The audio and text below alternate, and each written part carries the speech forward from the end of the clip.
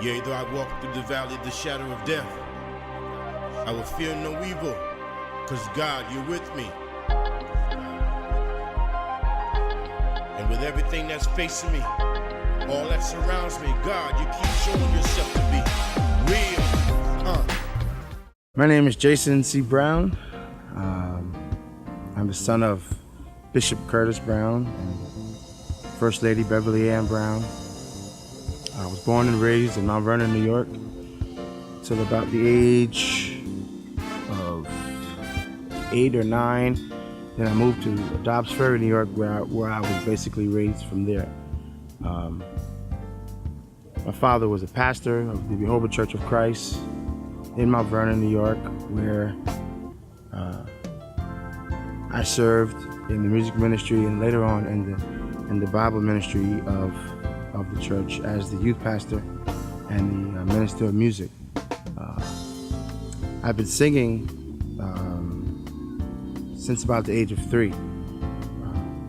My father heard me and my brother and my sisters singing in the living room one day. We were singing to, I don't know the CD, but we were singing to a CD, and before you know it, we were singing perfect 3-part harmonies.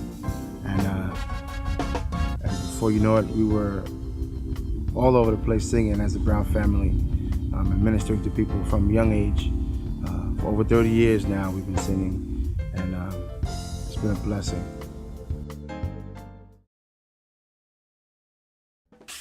My father was my first real influence in singing and music as a whole. He had formed the Curtis Brown aggregation, and they were singing all over the place, and the Brown family, and we were singing all over the place. And he would hit 3, 4, 5 services on a Friday, Saturday night, you know, all over the tri-state area, Brooklyn, Bronx, Queens, all in one night. And it was fun, and we learned a lot. We learned how to be diligent. We learned how to make sacrifices. We learned how to put all that we had in the ministry that was given to us and the gift that was given to us. And we've seen the fruits of that. We've got a chance to minister with such greats as Timothy Wright and Winans, Darrell Coley, and Yolanda Adams, and it's just been a great experience all my life, and I wouldn't change a thing. I appreciate the gift that God has given me and the covering that He has given me through my father to use my gift, and that's where I got my start in my beginning. I always wanted to do a solo project, especially after my tenure with Bishop Nathaniel Townsley, and how he stretched me musically in a good way. So when I finished my tour with him and I moved to Atlanta, I felt I was ready to try to do a gospel CD, a solo project. But it didn't happen as fast as I wanted it to. So I kind of put it on the back burner and was just working in the church and doing praise and worship and sister minister music and all that. And then my producer Calvin came to me and said, we were in the parking lot of the church. He said, Jason, I want you to sing the song. And he showed me the song, and it's actually on the album. He's Working on Me is the track. And he came to me and he said, Jason, sing this part. And then I sang the part, and he said, yeah, I want you to start recording your solo project. And that's been 3 years ago. And we've been working for 3 years on this project, slowly, with our work schedule and other different personal things in life, that didn't make it happen as fast as we would like it to, but 3 years in the making, and finally we're here to the point where everything to me is complete, and we're looking forward to getting it out to the world, to hear what God has given me to give to you. I surrender. I called my friend and my brother, Professor David Frazier, who has written a number of gospel hits for Hezekiah Walker, I Need You to Survive, just a number of great hits for the gospel community. And I called him and I said, man, I'm working on my solo project, and I need a David Frazier song, and he sent me "I Surrender." And the moment I heard it, I knew that someone's gonna be touched by this song. Josh, start. I want you to like what you're doing now.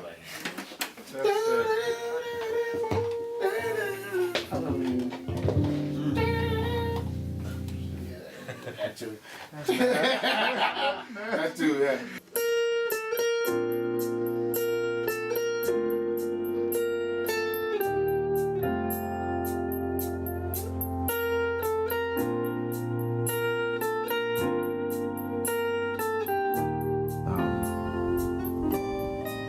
Everything he writes goes straight to the heart.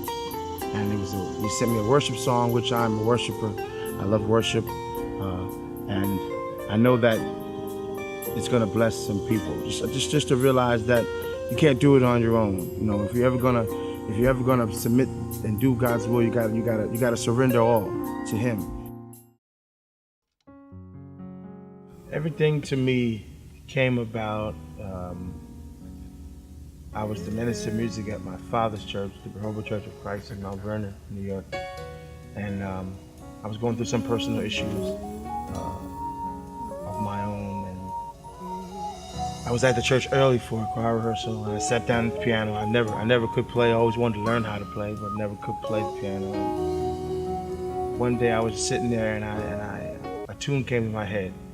It said, "Everything to me, Jesus, everything to me." And I kept repeating that. And I said, Jesus is everything to me. In the midst of my storms, my trials, He's everything to me. He's my hope, my peace, my joy. He's my friend. He's everything to me. And I thought about the fact that He's the one who knows our every need. He's our Savior. And He's the one who died to set us free. And He's everything to me. So as I sat there and I was thinking about these words that just came to me, I just started playing this little tune, and I went something like, He's the one who knows our every need,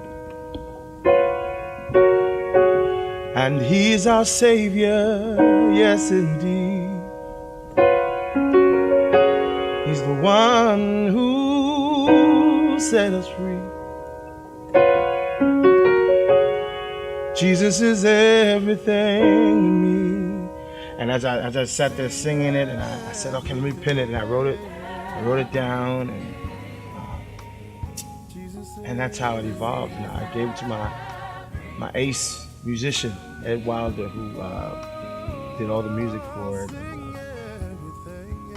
and he made it into what it is, everything to me, and it's a title track. I figured if the song was written in a time where I needed my greatest deliverance, I figured I'd make it my title track of my greatest accomplishment in life so far.